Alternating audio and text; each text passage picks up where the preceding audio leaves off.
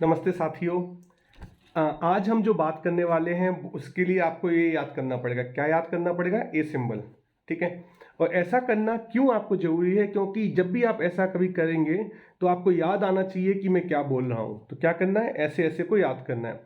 तो दोस्तों क्या होता है जनरली जब भी कोई हमसे पूछता है या हम अपने दिमाग में इस चीज़ को लाते हैं तो हमें देखते हैं कि हम सबसे पहले अपने आप को एकदम नीचे मानते हैं। हम मानते हैं सबसे छोटी उंगली है, हमारे ऊपर परिवार है, परिवार के ऊपर समाज है, समाज के ऊपर सरकार है और सरकार के ऊपर प्रकृति है।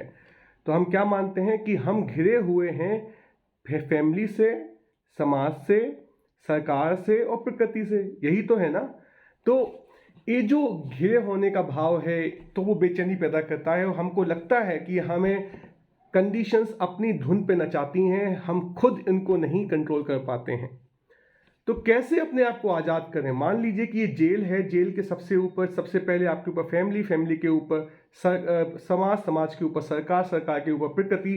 तो जेल से मुक्त होने का जो रास्ता है दोस्तों, वह कुछ इस तरीके से है कि हमें सबसे पहले अपने आप को यूं करना है। मतलब हमको ये मानना है, आज ये श्रद्धा रखनी है कि देखो हम मर जाएंगे, सब कुछ खत्म हो जाएगा। इसका मतलब हमारे पैदा होने के पहले था कि नहीं हमें नहीं मालूम, हमारे मरने के बाद ये सब रहेगा ये भी नहीं मालूम। तो सबसे पहले अपने आप को केंद्र में रखना है और अपने आप को सबसे ऊपर मानना है। सिर्फ मानना है, लेकिन मानने के बाद जानने तक की जर्नी को सफ़र कैसे तय करना है वो मैं आपको बताता हूँ। तो दोस्तों देखिए, यदि आपको फैमिली का ख्याल भी रखना है और इससे आज़ादी भी पानी है तो आपको प्रेम का व्यवहार करना पड़ेगा। आपको फैमिली में इतनी स्वीकार्यता होनी चाहिए कि फैमिली में जितने लोग भी हैं वो सब अपना अपना अच्छा बुरा जानते हैं, वो सब सही कर रहे हैं। हमारी समझ में कुछ कमी है तो हमें बातचीत से अच्छे से सुन के, अच्छे से अपने आप की भाषा को सही शब्दों में व्यक्त करके फैमिली को सहज स्वीकारता के माहौल में एकदम सुरक्षित जगह बनाना है जिसमें सभी पुष्प खिल सकें।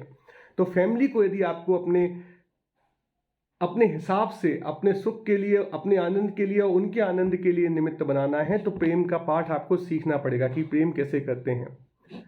समाज को यदि आपको जीतना है, यहाँ जीतने का मतलब हार जीत वाला नहीं, प्रेम आनंद से जीतना है, एकदम सहज जीतना है। तो समाज के लिए आपको कर्म करने पड़ेंगे, कुछ ऐसी व्यवस्थाओं का निर्माण करना पड़ेगा कि जो समाज है वो ये स्वीकार करे कि आपने उसमें कुछ वैल्यू ऐड की। और वो फिर एक बार जब आप वो क्रिया करने लगेंगे, वो कर्म करने लगेंगे जो समाज के लिए उपयोगी है, तो समाज आपको सर आंखों पर चढ़ाएगा और आप समाज से भी मुक्त हो जाएंगे और समाज भी आपके नीचे आ जाएगा। तो आप समाज को भी अपने हिसाब से सही दिशा में गति दे पाएंगे। अब बात आई सरकार की और उन तंत्रों की जो आर्थिक हो गए, राजनीतिक हो गए, टेक्नोलॉजी हो गए, पॉलिटिकल हो गए।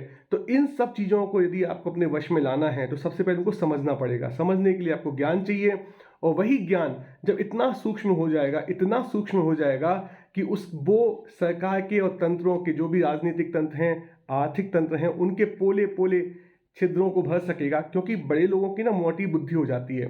तो नेता लोगों की सबसे समस्या ये होती है कि उनको हेल्प चाहिए, लेकिन हेल्प देने वाला कोई मिलता नहीं है, सब उन पे डिपेंडेंट हो जाते हैं और तो उनको सही सॉल्यूशंस की बहुत आवश्यकता है। तो यदि आप सरकार को, आर्थिक तंत्र को अपने वश में लेके आना चाहते हैं तो आपको ज्ञान, बहुत अच्छे से ज्ञान प्राप्त करना पड़ेगा, चीज़ें कैसे काम करती हैं, कॉज एंड इफेक्ट का थोड़ा सा लॉन्गर टर्म, लॉन्गर एरिया में आपको बहुत ही सूक्ष्म बुद्धि से पता लगाना पड़ेगा कि क्या चीज़ ऐसी है जो बिल्कुल आप सरकार और तंत्र को बिल्कुल सही समय पर सही राह देकर अपने वश में ला सकें। और प्रकृति को अपने वश में लाना है, प्रकृति को अपने हिसाब से उसका संरक्षण करना है, प्रकृति की सेवा करनी है तो आपको भक्ति से करनी पड़ेगी। भक्ति क्या होती है कि आपने प्रकृति के जो भी कार्य करेंगे आप ये मान के चलेंगे कि हमारे जिंदा रहते हमने फल भोगे तो ठीक, लेकिन हमारी मृत्यु के बाद संसार फल भोगेगा और हमारे उसकी जो कीर्ति हमारे को मिलेगी, हमारे नाम को मिलेगी, हमारे पिताजी के, हमारे फैमिली के, हमारे माताजी के नाम को मिलेगी। हमारे बच्चे जिस कीर्ति को आगे बढ़ाएंगे वो हमें कालांतर में, क्षेत्र में मतलब कालांतर में, क्षेत्र में मतलब विश्व के सभी मानवों को हेल्प करेगी, साथ ही साथ कालांतर में हमको भी हेल्प करेगी। तो जब हम अपने आप को नीचे मानते हैं तो हम एक जेल में कैद होते हैं, लेकिन जब हम इसको उल्टा कर देते हैं तो हम ये सोचते हैं कि फैमिली भी हमारे हिसाब से हम सही दिशा में लेके जा सकते हैं, समाज को भी हम सही दिशा में लेके जा सकते हैं, राजनीतिक तंत्र को भी सही दिशा में लेके जा सकते हैं और प्रकृति का भी संरक्षण कर सकते हैं और सही दिशा में जा सकते हैं।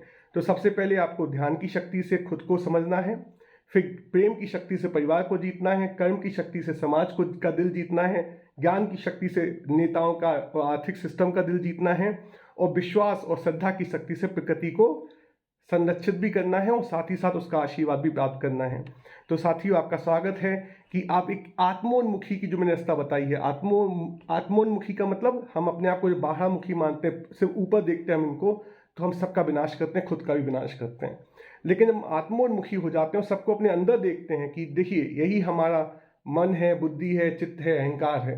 तो जब हम इस चीज़ को ज्ञान, प्रेम, कर्म और भक्ति की शक्ति से वश में ला लेते हैं तो हम सिद्ध हो जाते हैं, हम भगवान बन जाते हैं। तो साथियों, जर्नी में आपका स्वागत है। कोई प्रश्न हो तो हमसे जरूर बताइएगा। आत्मोन्मुखी इन्वर्जन की इन्वर्जन मतलब अपने आप में समा गए, सब कुछ को अपने आप में समा लिया, प्रकृति के केंद्र बन गए, उससे ज़्यादा आनंद कुछ नहीं है दोस्तों। जिम्मेदारी है लेकिन इसमें आनंद भी बहुत है, क्योंकि बिना जिम्मेदारी लिए आनंद की खोज मुश्किल है। तो साथियों, आपको अर्पण। बताइएगा अपना कमेंट फीडबैक में, अपने साथियों के साथ शेयर कीजिएगा।